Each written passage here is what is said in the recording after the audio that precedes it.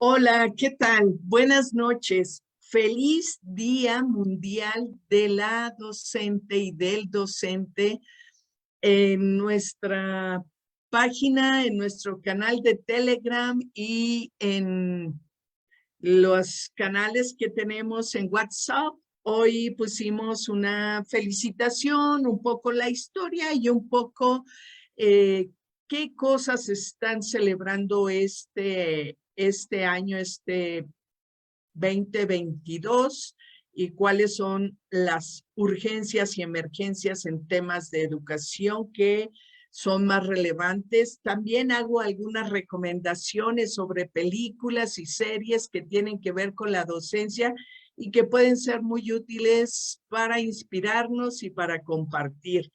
Bueno, pues qué gusto tenerles por acá. Hoy el webinar será sumamente interesante. El título es Aprendizaje sobre equidad e inclusión, historias desde el acompañamiento a juventudes LGBTQI+.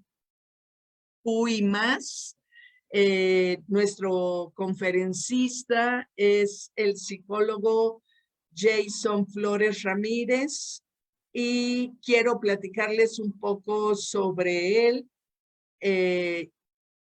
Jason es psicoterapeuta con formación en psicoterapia sistémica y actualmente labora en Casa Frida, refugio LGBT+, siendo parte del equipo psicosocial y llevando a cabo actividades psicoterapéuticas a nivel individual, familiar y comunitario. Es cofacilitador de Teen Titans, grupo para adolescencias y juventudes trans de la red de familias trans. Es un placer tenerte nuevamente con nosotras y te damos la más cordial bienvenida. Muchas gracias por aceptar nuestra invitación y dejo los micrófonos para que puedas compartir con quienes nos escuchan. Hola Claudia, muchísimas gracias y muchas gracias por la invitación a este espacio otra vez y pues sobre todo por el interés que se ha mostrado pues en seguir dando voz, ¿no? Y seguir dando pues cada vez más recursos para que tanto docentes como estudiantes se sientan más cómodos a la hora de hablar de temas de sexualidad y sobre todo para buscar hacer espacios más amigables para las personas LGBT. Eh, Como pues comentas, yo tengo pues ya un ratito especializándome sobre todo en el acompañamiento a juventudes e infancias trans en su proceso de transición dentro de sus familias y en las escuelas. Eh, Aparte de eso, pues como mencionas, yo cofacilitaba un grupo que se llamaba Teen Titans, donde pues el objetivo del grupo era dar un espacio de acompañamiento entre pares a chiques trans. Durante la pandemia estuvimos sesionando por 2 años con les chiques en Zoom. Cada miércoles nos veíamos para platicar pues temas de la vivencia trans, sobre la transición, sobre disforia, sobre todas estas cosas, pero también dentro de estas pláticas, dentro de estos encuentros, fuimos teorizando, fuimos intercambiando sobre muchísimas temáticas.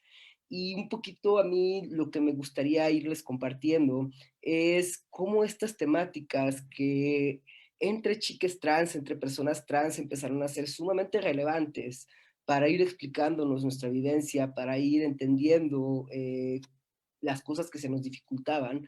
Eh, Acabaron siendo y acabaron gestando aprendizajes, que son aprendizajes que no son solo relevantes para la vivencia trans, sino que son aprendizajes que son relevantes para todas las adolescencias, para todas las personas en formación, y es la invitación un poquito a que de entrada le perdamos el miedo a, a no solo hablar de la temática trans, a no solo hablar de las temáticas LGBT, sino también a tener alumnos que hablen y que puedan tener agencia en hablar de sus vivencias, en hablar de su diversidad, sin que esto sea pues algo amenazante, algo que nos pueda romper un grupo, ¿no?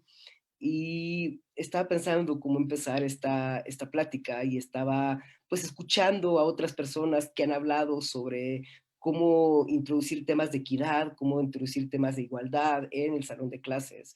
Y yo creo que una de las anécdotas que más me gustó y con la que me gustaría empezar es una maestra en Estados Unidos de educación básica que justo estaba hablando cómo empezamos a discutir temas tabú, cómo le hacemos, ¿no? Para perder el miedo a hablar sobre ciertas temáticas en el salón de clases.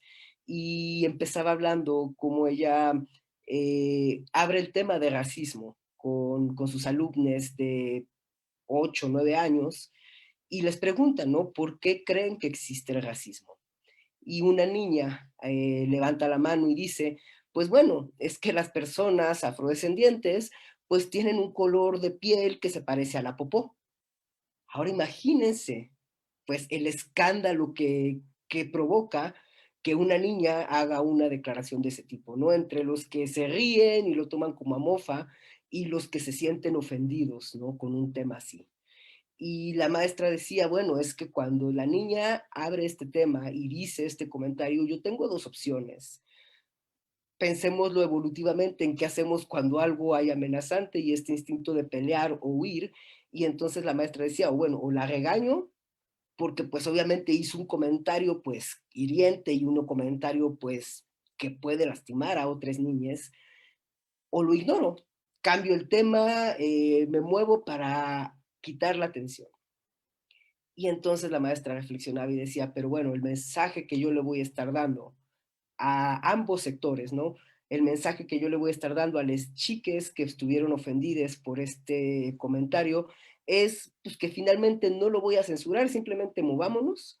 O el mensaje que le voy a dar a esta niña que hizo un comentario de corazón, hizo un comentario que pues a ella a lo mejor pues fue la primera vez que reflexionó sobre por qué se discrimina a una persona de un color diferente y lo primero que se le vino, pues bueno, pues es el color, se me hace feo, pues el color lo veo y parece popó. El invitar, el permitir que a partir de este comentario, que a lo mejor fue pues un comentario desatinado, darle validez de entrada al comentario y decir, pues bueno, sí, un color que a lo mejor no nos gusta, pues provoca rechazo. Pero vamos a agarrar este primer comentario y vamos a tratar de debatirlo, vamos a tratar de realmente ver desde dónde viene. ¿Qué es lo que siempre se le dice a las niñas y que es algo que todos sabemos o que todos tenemos en este imaginario de los temas que no debemos de tocar? Y pensamos en, por ejemplo, que se te dice que no se debe de tocar nunca en las reuniones familiares, ¿no? En las comidas familiares. Y generalmente pues se dice, no se habla de política, no se habla de religión. Aquí en México también decimos no se habla de fútbol porque tiende a ser un tema bastante delicado también. Pero pensemos en estas dos aristas. No se hable de política y no se habla de religión. Y entonces pensemos en qué tan grande es la brecha de conocimiento, la brecha de, de reflexión que estamos abriendo cuando no permitimos que ciertas temáticas se hablen de manera cotidiana. Y entonces regresemos al salón de clases. ¿Qué pasa cuando huimos a ciertos temas o cuando ciertos temas no es que les huyamos, pero tampoco los incluimos? Pensemos, por ejemplo, y pues las personas que estamos pues ya en otra generación, yo, que a lo mejor nos socializamos como mujeres o que a lo mejor pues supimos que éramos personas de la diversidad desde chiquites. Y entonces pensemos en los actores que están en el salón de clases. Cuando hablamos de historia, ¿quiénes son los personajes principales? Los hombres. Los hombres de cierto nivel socioeconómico, los hombres donde no hablamos mucho de su orientación sexual, pero entonces siempre asumimos que son heterosexuales y entonces no hablamos de la diversidad, no hablamos de que muchos científicos tuvieron o podemos sospechar que por lo menos no mostraron una vida heterosexual. A lo mejor hablar de que tuvieran una homosexualidad sería asumir demasiado, pero sabemos de muchísimos científicos que no tuvieron pareja, que se vivieron como personas solas, que tuvieron a lo mejor cohabitaciones con personas de su mismo género, rollo, y negamos esa parte. ¿De cuántas científicas se nos habla en el salón de clases? Aparte de Marie Curie, yo no recuerdo alguna otra científica de la que se me hubiera hablado en el salón de clases. ¿De qué otras historiadoras? Cuando hablamos de la investigación, cuando hablamos de quién hace el cuerpo de conocimiento, hay que empezar a ser explícito de dónde viene el cuerpo de conocimiento, de dónde viene lo que sabemos. Desde este primer punto podemos empezar a hablar de la diversidad, podemos hablar de cómo empezamos a meter el hecho de que las personas trans, las personas homosexuales, las personas lesbianas, existen y han existido desde siempre. Por ejemplo, qué bonito mensaje pudiera haber sido para un hombre trans, por ejemplo, que se hablara de Amelio Robles cuando se nos habla sobre la Revolución Mexicana. Amelio Robles es el único a lo mejor hombre trans identificado en la Revolución, que fue un hombre trans, un soldado, que estuvo ahí en la Revolución y que nos habla de que así como conocemos la historia de Amelio Robles, seguramente hubo otros muchos hombres trans. Y también seguramente hubo mujeres trans que seguro fueron adelitas y que seguramente también estuvieron en ese movimiento. Es hablar de dónde estamos y cómo existimos en la sociedad. Y cuando empezamos a hablar de equidad y cuando empezamos a hablar de igualdad y de inclusión, pues empezamos a cómo empezamos a hablar con las chiques, cómo introducimos estos temas al salón de clases. Y a mí me gustaría hablar sobre dos temáticas en específico que en Teen Titans fueron sumamente importantes. Em, Quiero empezar, por ejemplo, con el tema de lo que nosotros las personas trans hablamos sobre la disforia de género, que es esta incomodidad con, generalmente se habla con las cuestiones del cuerpo que nos asignan a un género y que nos causan incomodidad. A mí como hombre trans, por ejemplo, pues una de las fuentes de disforia más grandes en mi vida, pues fueron mis pechos, hasta que me los pude operar. Eso, por ejemplo, no era porque no me gustaran mis pechos como tal, sino porque mis pechos me asignaban a un género con el que yo no me identificaba. En Teen Titans, pues muchas veces empezamos a hablar sobre estas cuestiones del cuerpo que me causan incomodidad porque me asignan a un género con el que yo no me identifico. Pero también empezamos a hablar de otras cosas. Por ejemplo, cuando yo en una relación afectiva, en una relación de pareja romántica, eh, yo como hombre trans, a mí hay cosas de las relaciones que me causan disforia. Por ejemplo, a mí me causa disforia en una relación, por ejemplo, que se me ponga o que se me asignen ciertas tareas o que se espere de mí ciertas cosas en las relaciones. ¿Por qué comparto esto? Porque la línea de reflexión que empezamos a trabajar con Teen Titans, de entrada cuando hablábamos del cuerpo, hablábamos sobre estas expectativas sociales, sobre qué es lo que socialmente se me asigna o qué es lo que socialmente se le asigna a un género o al otro, ¿no? Y entonces, por ejemplo, empezamos a hablar de musculatura, ¿no? Por ejemplo, los hombres tendrían que ser musculosos. Y entonces la línea de reflexión es, ¿quién dice que los hombres tendrían que ser musculosos?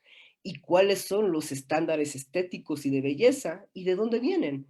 Y entonces empezamos esta reflexión que empieza a hablar de cómo importamos estándares de belleza, cómo finalmente los estándares de belleza que hasta hoy en día existen en nuestro país no son generalmente estándares de belleza que tienen que ver con nuestra sociedad, son estándares de belleza que importamos. Son estándares de belleza donde lo que se considera bello es este cuerpo anglosajón, este cuerpo alto, esbelto, con una tonalidad de piel tirándole a la piel clara, eh, favoreciendo ciertas facciones como los ojos claros, como el pelo güero, como ciertas cuestiones que sabemos que en nuestra sociedad no son realmente las que están.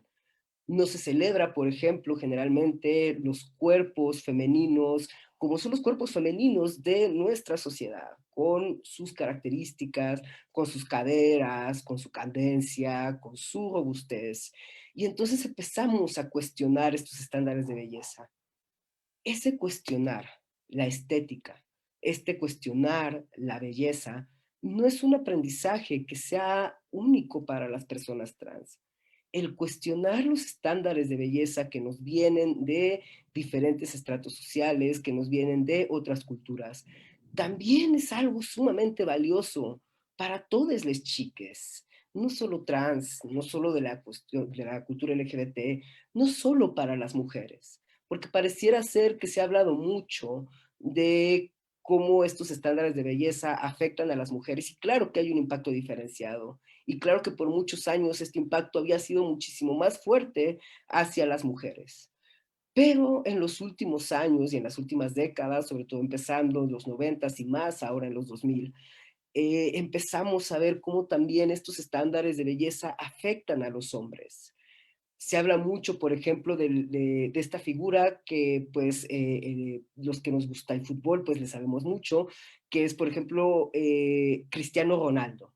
Que Cristiano Ronaldo viene a romper el paradigma de lo que era el futbolista, porque se hablaba mucho de que el futbolista, pues el futbolista era, ¿no? Y muchas veces decíamos hasta de chiste, ¿no? Ay, pues qué bueno es que es futbolista porque está bastante feíto, ¿no? Pero Cristiano Ronaldo empieza también a dar este modelo de el futbolista también musculoso, el futbolista bien visto, el futbolista que celebra su cuerpo, que se vuelve modelo, y entonces ya también empezamos a ver cómo estos estándares de belleza empiezan a pesarle a los hombres trans y hombres cis por igual, porque entonces ya no es ser hombre válido nada más porque soy chico, sino también para verme válido tengo que estar musculoso, para ser válido tengo que ser alto, para ser válido tengo que tener una barba, para ser válido, y entonces ya tampoco los hombres están libres de las influencias y sobre todo están libres de tener ciertas conductas que pueden llegar a la patología, ¿no? Se habla mucho del trastorno de alimentación en las chicas, pero también ya cada vez más empezamos a ver cuestiones de trastorno de alimentación con los chicos, o empezamos a ver trastornos que tienen que ver con el sobre ejercicio, con el sobre exigencia del cuerpo. Y entonces empezamos a ver cómo podemos empezar a introducir ciertas temáticas que no necesariamente estoy hablando del tema trans, no necesariamente estoy hablando del LGBT, pero que toca y que empieza a abrir ciertas líneas de reflexión para que haya aceptación y para que el día que aparezca un chico trans, una chica trans, una chique trans, ya tenga un salón de clase que por lo menos ha empezado a cuestionarse estas cosas. Podemos, a través de cuestionar esos estándares de belleza, también podemos empezar a cuestionar qué es lo que consideramos femenino masculino y permitir que las chiques vayan cuestionando sus roles, vayan cuestionando qué han asignado a lo femenino y qué han asignado a lo masculino en sus propias vivencias, en sus propias relaciones. También hablando de este tema de disforia y como les decía, cuando en Teen Titans empezamos a complejizar un poco más la conversación sobre la disforia, empezamos a ver que la disforia no solo venía de nuestro cuerpo, la disforia también venía en las relaciones. Una de las cosas que nos empezamos mucho a cuestionar cuando somos personas trans, cuando empezamos la transición, sobre todo ya siendo personas adultas o personas adolescentes, donde ya habíamos hecho un trabajo previo. Yo como niña, antes de transicionar, pues ya había aprendido cómo ser amiga de niñas, había aprendido cómo ser amiga de niños, había aprendido qué se esperaba de mí en una relación de pareja. Y a la hora de transicionar, empieza un nuevo aprendizaje, porque entonces tengo que aprender ahora cómo ser amigo de hombres y cómo ser amigo de mujeres y qué se espera de mí en una relación de pareja. El empezar a hacer estas conversaciones, empezar a cuestionar qué significa ser amigo, qué significa ser pareja, nos empezó a abrir un tema que a mí me encanta y que creo que es de las cosas más bonitas que llegamos a reflexionar en Teen Titans, que fue hablar sobre la ética afectiva, que fue hablar de más allá de los roles de género, más allá de lo que lo que me está inculcando la sociedad, de qué tiene que ver, de qué es ser pareja, pero más también de qué es ser amigo, qué es lo que yo quiero ser, cómo yo quiero relacionarme con otros. Y entonces empezamos a abrir esta caja de Pandora enorme y maravillosa que es la ética afectiva, que es desde dónde yo, con qué valores me quiero relacionar con otra persona, independientemente de cómo yo voy a nombrar este vínculo, independientemente de cuáles son las reglas que nos habíamos puesto. Y esta oportunidad de pensar mis relaciones, no a través de fórmulas que ya existen y que a lo mejor no se adaptan a mí, nos abre la posibilidad de abrir y de encontrar otras nuevas formas de vinculación, otras formas de vinculación que nos permiten salirnos de muchos, muchos vicios de esta llamada la relación romántica, ¿no? Que además la relación romántica, pues pareciera ser que es el centro, es la relación que todos tenemos que buscar. Si pensamos en las películas que nosotros veíamos y que a mí, por ejemplo, me encanta, me hace tan feliz, que ahora vemos películas para niñas, para adolescencias, que ya no están centradas en la pareja. Porque la otra vez lo platicaba justamente con un consultante, en este sentido de que, híjole, es que yo pienso en las películas que yo vi de chiquito y creo que la única que no giraba o que no tenía por lo menos ahí un tema de pareja era Dumbo. Y Dumbo era una tragedia que tampoco te daban muchas ganas de verla muy seguido. Ahora tenemos películas como Red, que habla sobre la menstruación y que habla sobre el proceso de menstruación de las niñas. Tenemos películas como Encantados, como incluso Frozen, que explora otras relaciones, ¿no? Frozen explora y realmente todo gira alrededor de las relaciones de unas hermanas. Pues Encanto habla sobre relaciones familiares y entonces ya estamos viendo otras temáticas, porque antes de lo único que se hablaba era de la pareja. Era Blancanieves que estaba esperando que el príncipe encantado fuera a rescatarla, la Bella Durmiente que estaba pasivamente esperando a que el príncipe llegara y la besara. Todo giraba alrededor de la pareja. Ahora tenemos otro tipo de películas y podemos empezar a explorar la importancia de otras relaciones, de por qué es importante la relación entre hermanos, por qué es importante la relación entre amigues, por qué es importante mi propia relación conmigo mismo, con mi cuerpo, con mis emociones. Qué bonito que tengamos ya ahora películas como Intensamente, ¿no? Que todo gira alrededor de cómo es mi relación con mis emociones, cómo yo me relaciono con mis emociones y cómo mis emociones moderan el cómo yo me relaciono con el otro. Hablar de estas relaciones a través de la ética afectiva, a través de darle la importancia, por ejemplo, a las amistades, uno de los miedos más grandes que tenemos todas las personas trans. Y sobre todo creo que es un miedo que a veces se vuelve un impedimento para empezar nuestra transición, es este miedo a quedarnos solos, este miedo a que, bueno, ¿quién va a querer amar este cuerpo? ¿Quién va a querer relacionarse románticamente con este cuerpo que se ve como un cuerpo masculino, pero que mis genitales son genitales que no tienen un pene, es una vagina? Y entonces, ¿quién va a querer amarme? ¿Quién va a querer tener romance conmigo? Y eso se vuelve un miedo terrible. Es un miedo que todavía tengo. Es un miedo que yo no sé si algún día realmente voy a encontrar a alguien que quiera amar románticamente este cuerpo. Pero ya no tengo miedo a estar solo. ¿Por qué? Porque yo sé que todo lo que yo le había puesto y que la sociedad me había dicho que yo necesitaba tener una relación de pareja y romántica para ser feliz, no. Que yo necesito una relación romántica y de pareja para compartir mi vida con alguien, ¿no? Que yo necesito una relación romántica y de pareja para poder planear un futuro con alguien, ¿no?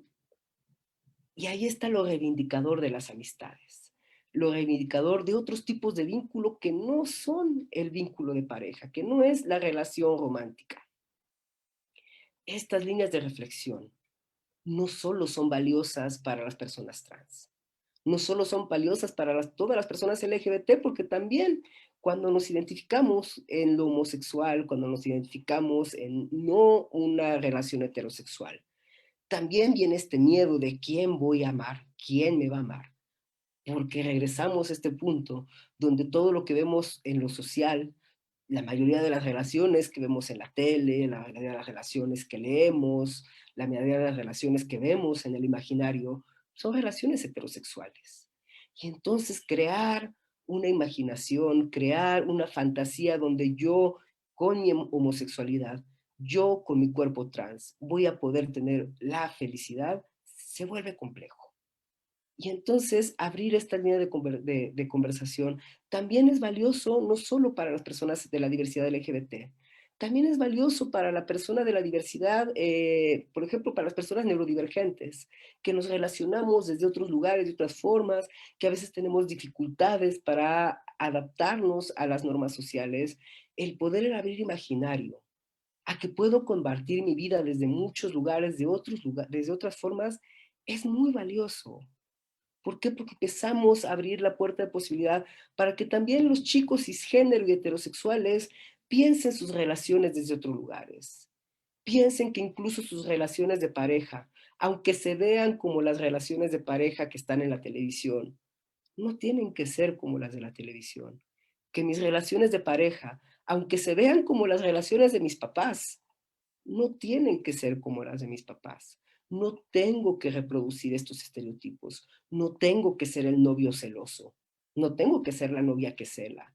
No tengo que reproducir esto. No tengo que aceptar estas otras cosas. Abrir la línea de conversación de pareja, más allá de si a mí me atrae una mujer o un hombre. Abrir la relación de pareja, abrir la conversación de pareja. ¿A qué cosas, qué estereotipos hemos visto? ¿Qué no me gusta? ¿Qué sí me gusta? ¿Qué me hace sentido? ¿Qué no me hace sentido? Son líneas de conversación que le van a ir permitiendo a las chiques abrir su perspectiva.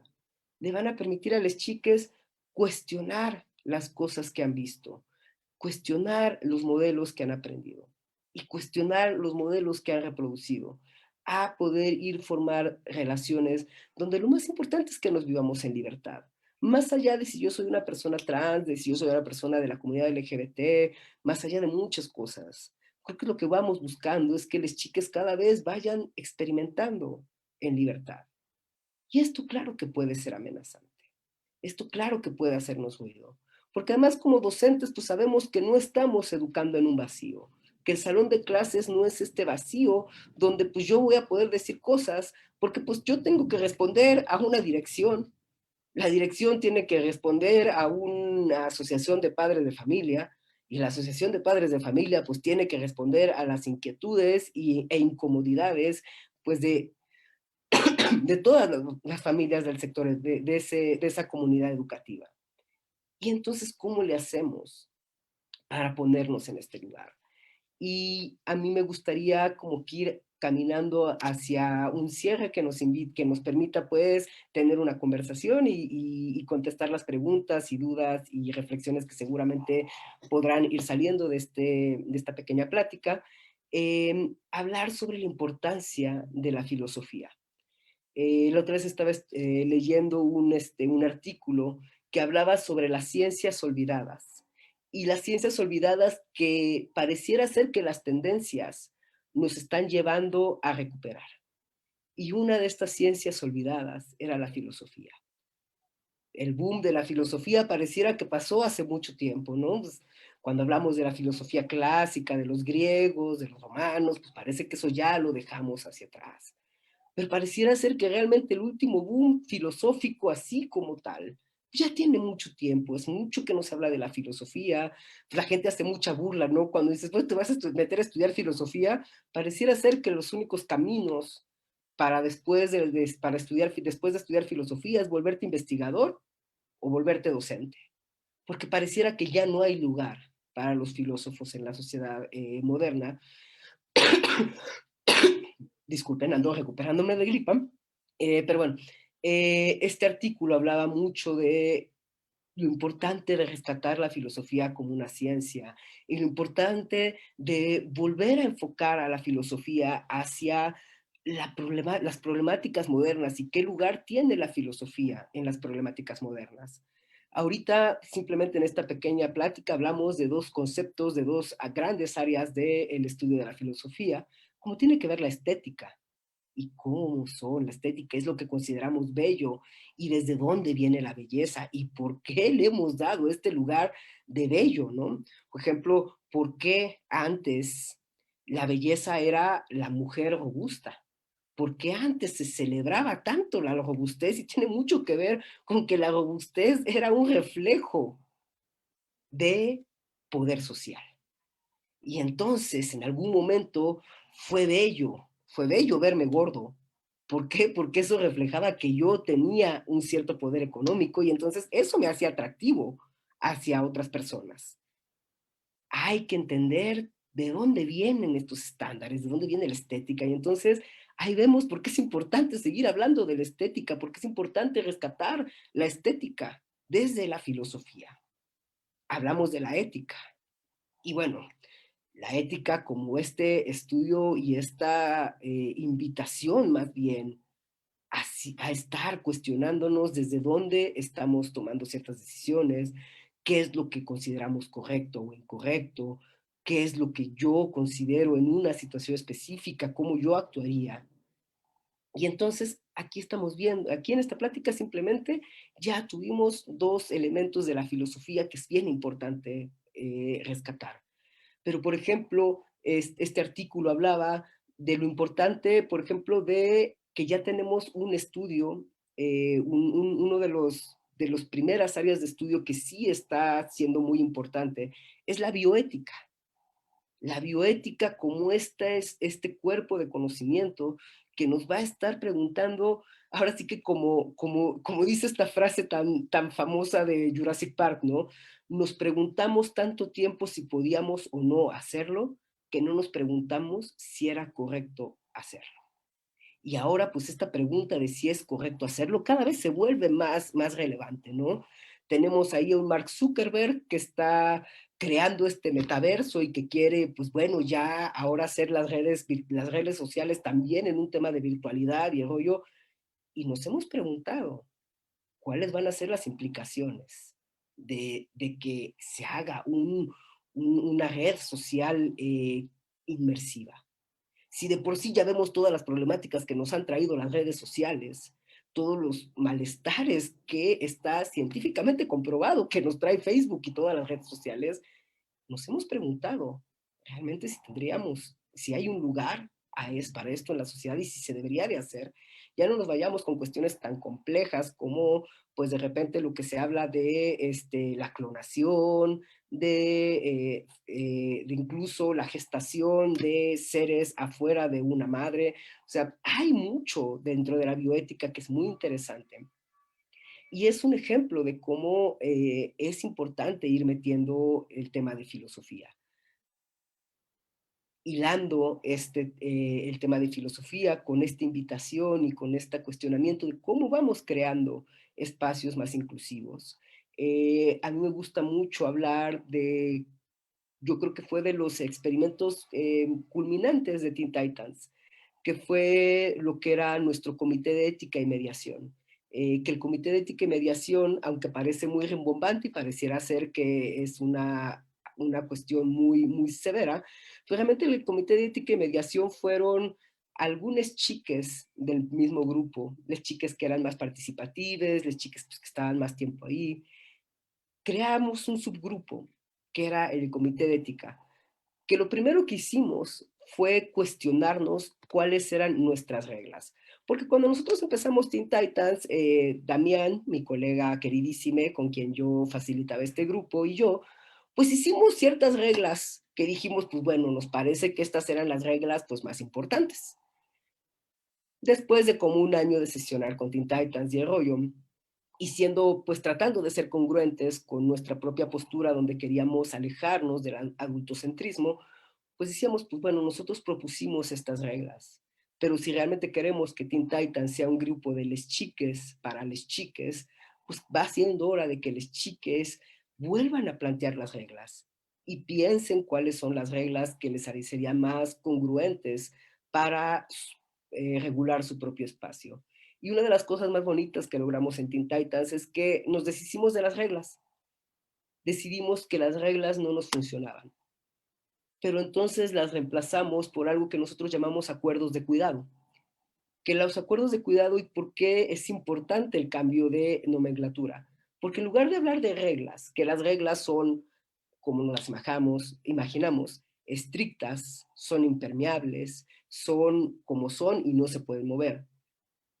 Virar acuerdos de cuidado. De entrada a nosotros nos gustó mucho que fuera de cuidado. ¿Por qué? Porque implicaba que todos estos acuerdos estaban hechos para cuidarnos a nosotros, para cuidar al grupo y para cuidar a los facilitadores. Y entonces, todos los acuerdos que teníamos viraban y giraban a través del cuidado, de cuidarnos a nosotros. Y entonces eso cambia la perspectiva, porque yo cada acuerdo que yo tenga que plantear tiene que tener una congruencia con cuidarnos. Y al llamarlos acuerdos y no reglas, hay un espacio a la negociación. Porque si nosotros nos sentamos en este momento y tuvimos este acuerdo, a la hora de no llamarlo regla, abrimos la posibilidad a que se mueva. Abrimos la posibilidad a que haya excepciones. Abrimos la posibilidad a que esta regla no sea estricta. Porque una de las cosas que nos quedó muy claro en Teen Titans y que creo que aplica para cualquier grupo social es la enorme diversidad que teníamos. Pareciera ser que un mito que existe es que los grupos, y sobre todo los grupos cuando somos grupos minoritarios, grupos de personas trans, grupos de personas afrodescendientes, grupo de personas con discapacidad física, y creemos que esos grupos ya por ser de una minoría son homogéneos, y la verdad es que no es cierto. En Teen Titans teníamos diversidad de entrada, no todos éramos de la Ciudad de México, no todos eran de México, no todos teníamos la misma edad, no todos teníamos el mismo contexto socioeconómico, no todos teníamos la misma orientación sexual, y entonces cada caso era específico. En Teen Titans muchas veces cuáles eran nuestros puntos donde teníamos que movilizarnos, tenía que ver con si las chicas estaban fuera del closet o no en sus casas, si traían el acompañamiento de un padre o no, todas estas cosas. Cuando pensamos en los acuerdos o las reglas de cuidado que tenemos en nuestro salón de clases, habría que pensar qué tan incluyentes son esas reglas. Y si habría que pensar, por ejemplo, no sé si ahorita, creo que en todas las escuelas no existen, pero por ejemplo, ahora me tocó acompañar a un consultante con déficit de atención y me dio mucho gusto darme cuenta que en su escuela ya habían hecho este ajuste mínimo necesario de si este chico tiene déficit de atención. Y una de las cosas que hemos visto que en el déficit de atención ayuda es no entreguen una hoja de examen con letra muy chiquita, que esté muy cargada. Y entonces a este chico en específico le imprimían una hoja de examen que estaba adaptada a su neurodivergencia. Habrá que pensar si las reglas de nuestro salón de clase son incluyentes. Y si no lo son, habrá, vamos haciendo esta invitación a que cuestionemos las reglas, cuestionemos nuestros acuerdos y veamos si podemos meter alguna permeabilidad en ellos, ¿no? Y la otra cosa muy interesante y muy bonita que se hizo con el Comité de Ética es que el Comité de Ética se volvió también un grupo donde cuando había un conflicto entre las chiques, cuando había algún problema entre las chiques, o cuando las chiques estaban preocupadas por algún integrante del grupo, el Comité de Ética era quien empezaba a debatir cómo abordar esta problemática. ¿Cómo hacemos este grupo más amable para esta persona que está teniendo esta problemática? ¿O cómo podemos hacer que esta persona que a lo mejor tuvimos una problemática, por ejemplo, con un chique que en algún momento tuvo un momento muy difícil en Teen Titans y entonces empezó a hacer ciertos comentarios que preocupaban a las chiques porque parecía que este chique podría llegar a lastimarse. Y entonces en comité de ética platicamos qué hacíamos con este chique, ¿Por qué? Porque pues una de las reglas que nosotros teníamos en Teen Titans es que pues como Damián y yo no éramos terapeutas en ese grupo. En ese grupo nosotros éramos simplemente adultos que acompañábamos a este grupo. Era cómo le hacemos para, para no expulsar a este chique del grupo, porque no lo queremos expulsar, pero cómo le hacemos para que no ponga en riesgo al grupo, no ponga en riesgo al grupo, que incluso un riesgo pues es el crearles una angustia. Y entonces la invitación sería a cómo recuperamos la filosofía en las escuelas, cómo podemos ir creando espacios de debate, pero no de debate de vamos a discutir hasta que haya un ganador, sino de debate en vamos a discutir hasta que nos cansemos. Y a lo mejor vamos a estar de acuerdo en estar en desacuerdo, pero ya no va a ser ajeno el punto de vista del otro. Me va a ser más fácil respetar el punto de vista del otro cuando sé de dónde viene, cuando sé cuáles son las reflexiones. Y como les digo, podemos llegar a estar de acuerdo en estar en desacuerdo, pero vamos metiendo, vamos buscando cómo volver a reflexionar. ¿Cómo podríamos, yo siempre he dicho, y a mí he tenido algunos acercamientos, y a mí me encantaría poder llevar este tipo de experimentos a un espacio educativo? ¿Por qué? Porque podríamos incluso hacer este tipo de comités. Y yo alguna vez lo planteaba con alguna maestra que ya no se pudo hacer en esa escuela, pero decía, es que qué padre que tuviéramos, yo sé que todas las escuelas, la mayoría de las escuelas, y creo que todas por reglamento de SEP, tienen que tener este consejo estudiantil. Y no sé, la verdad, cada escuela lo manejará como quiere. Pero yo me acuerdo que el consejo estudiantil en mi escuela no servía de nada. Era un bonito ejercicio democrático para que pues cada salón de clases pues tuviera un simulacro de elecciones, un simulacro de pues cómo hacer una campaña y el rollo, pero ya a la hora de la práctica, realmente el comité estudiantil no funcionaba, no servía de nada. Qué bonito hubiera sido que ese comité estudiantil realmente se volviera un espacio de debate, un espacio de realmente cómo podemos negociar nuestros acuerdos, cómo podemos hacer este espacio más incluyente. Y que el propio consejo estudiantil pudiera llevar esto a un consejo entre maestros, que los maestros también tuvieran su propio consejo, que los padres de familia también tuvieran su propio consejo y que hubiera algún espacio de intercambio. Estos son los tipos de cuestiones que pareciera que no son específicas sobre inclusión, pero el ir debatiendo ideas. Y es un poquito hacia dónde iba este artículo y rescatando la importancia de la filosofía. Cada vez son más complejas las situaciones que enfrentamos, no solo como individuos, sino como comunidades. Una de las cosas, por ejemplo, importantes que hablaba de por qué las empresas poco a poco están buscando filósofos, poco a poco se están dando cuenta también las empresas que es importante rescatar la parte de filosofía, porque cada vez las empresas, y sobre todo las empresas que buscan llamarse empresas socialmente responsables, pues se van encontrando con complejidades.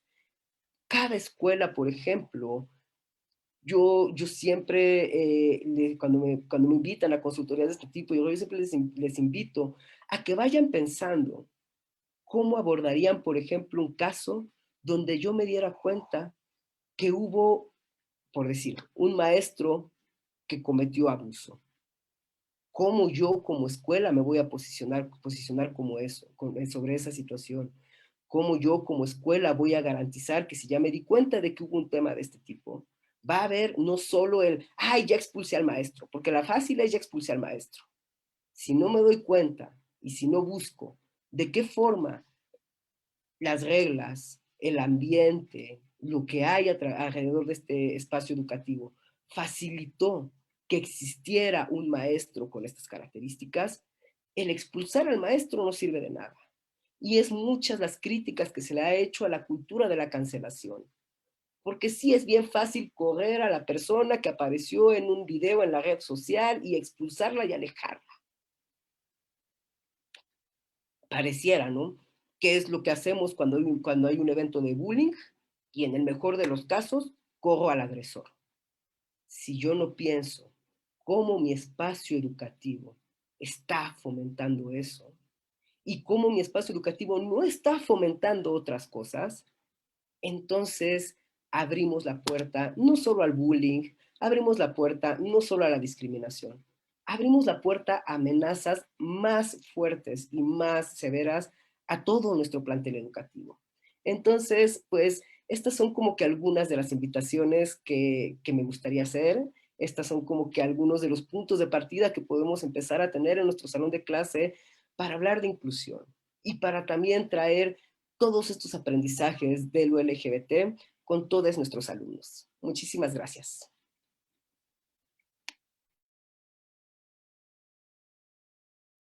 Muchísimas gracias, Jason. Fíjate que tenemos varios comentarios y, y algunas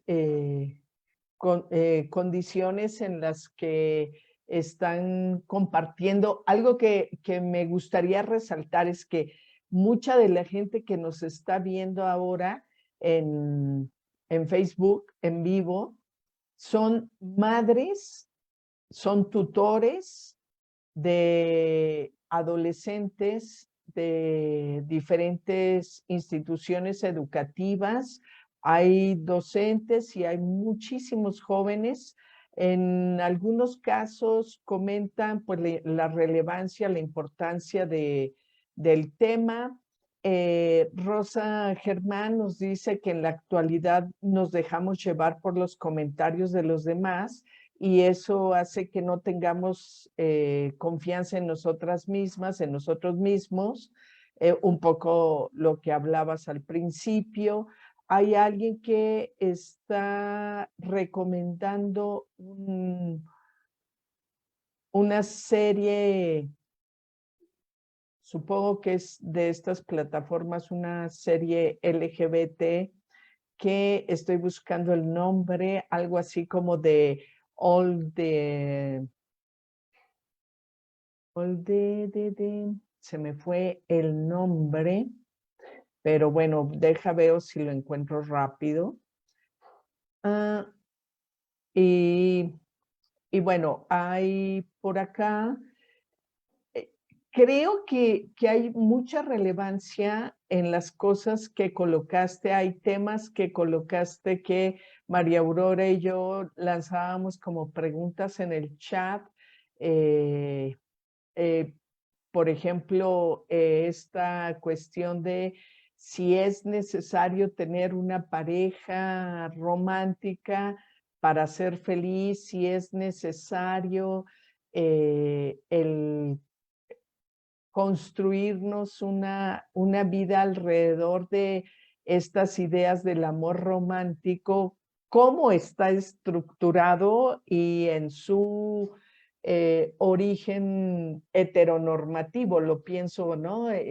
Como que aun cuando no sea una pareja heterosexual, sino que sea una pareja diversa, casi siempre se cumplen como las normas en eso, ¿no? Adriana Ramos dice, mi familia todos somos heterosexuales, sería bueno acercarme a personas que no lo sean y preguntarles qué sienten, cómo son, su forma de vivir, claro que con todo el respeto para conocerlo más.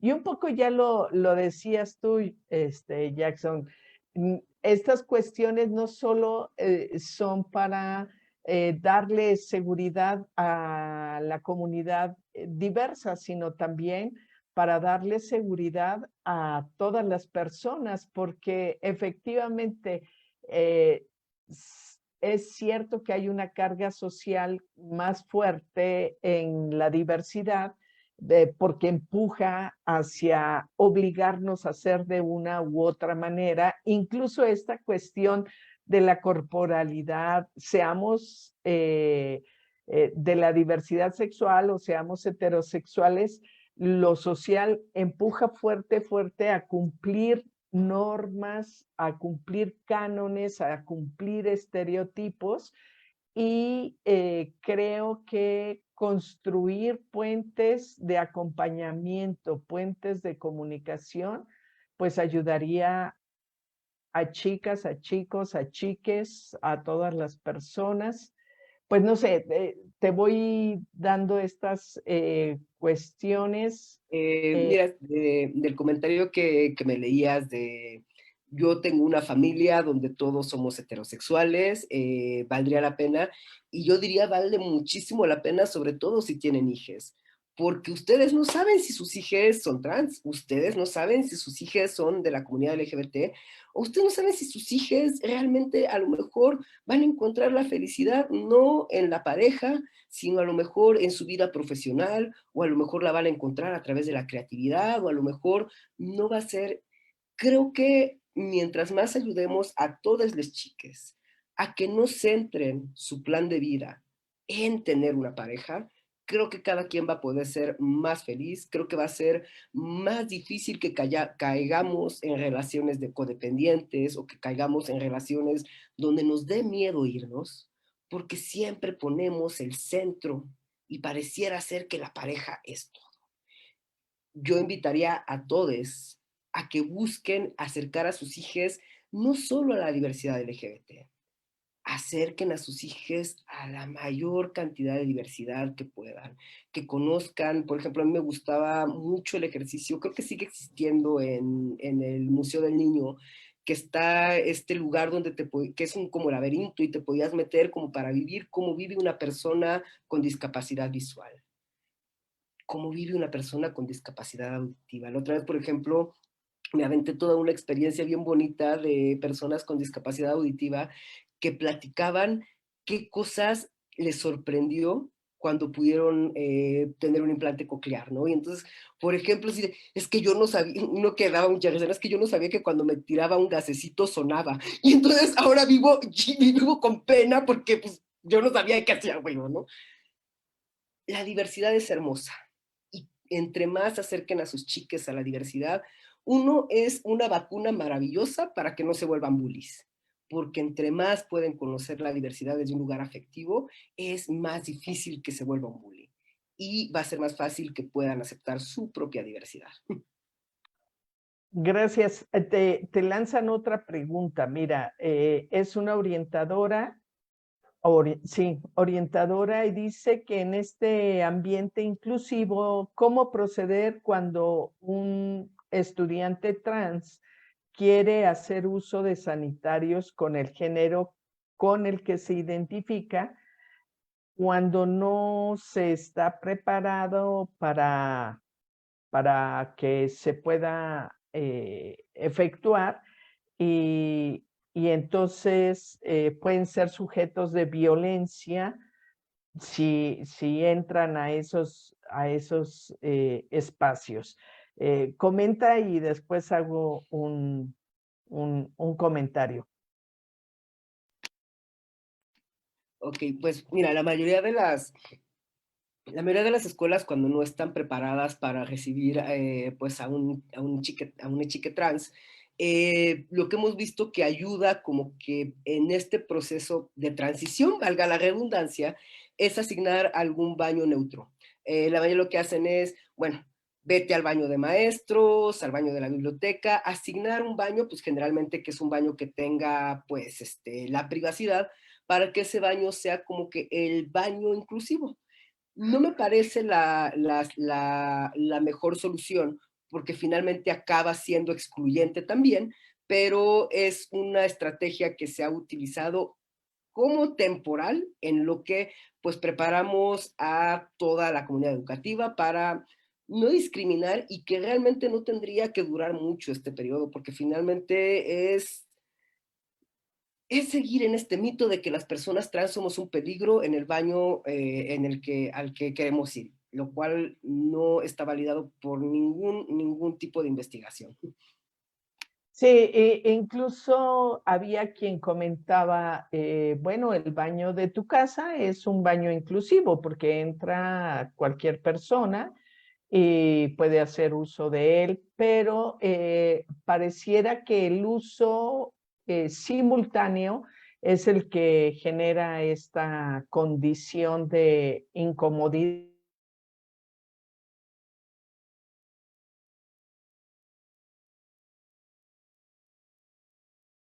baño, porque si los baños tienen puertas, no hay ningún problema de generar una dificultad y el respeto profundo de todo mundo haría que eso pudiera transicionar sin problema. Dice, bueno, el nombre de quien usa esta página dice Bombón Asesino Chatita.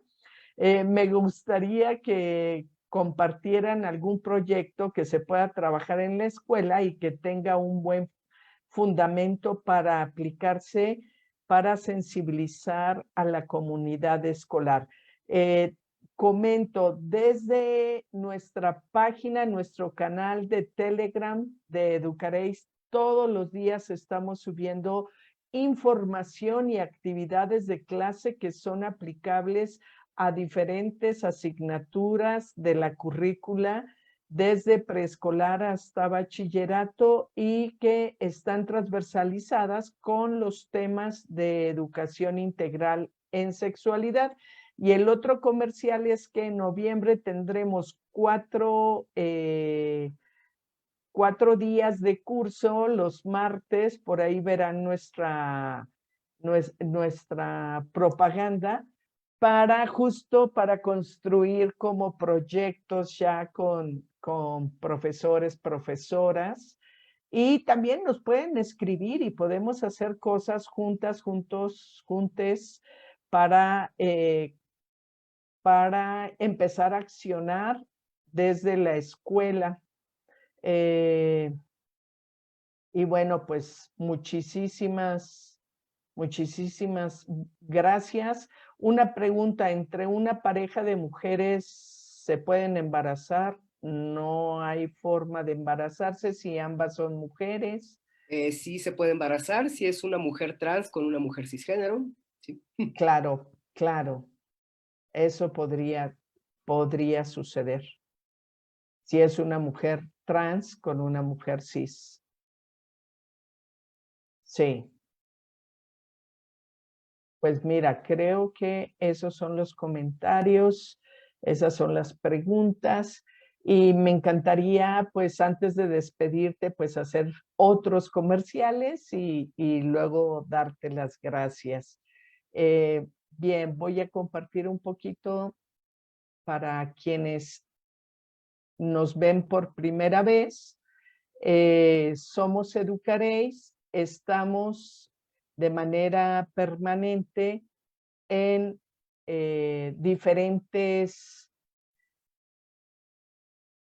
plataformas. Estamos en Telegram, en Facebook, en Instagram, en YouTube y en WhatsApp. Pronto estaremos o ya estamos empezando a subir TikToks para que todes nos sigan.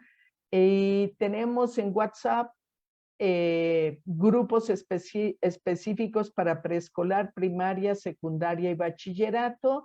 En Telegram estamos subiendo todos los días alguna cápsula que tiene que ver con información.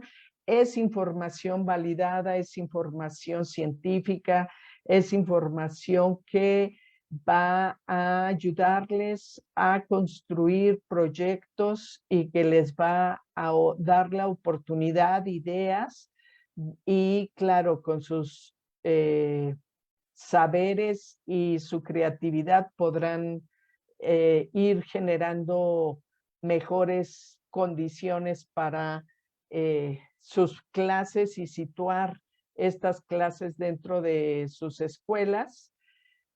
Y les hago una cordial invitación porque el próximo miércoles 12 de octubre tendremos un webinar sobre abuso sexual y conducta suicida. Estará a cargo de la doctora Angélica Juárez Loya y el maestro José Alberto Jiménez Tapia. Esta es una invitación que les permitirá pensar en la necesidad de estar atentas, atentos y buscar formas de acompañamiento que puedan evitar estas situaciones. Bueno, pues ahora sí dejo de compartir para poderte agradecer. Jason, ha sido un placer volverte a tener acá. Y muchas, muchas gracias por tu participación. No, pues muchísimas, muchísimas gracias por la invitación y pues aquí seguimos al pendiente y pues siempre un placer colaborar con ustedes.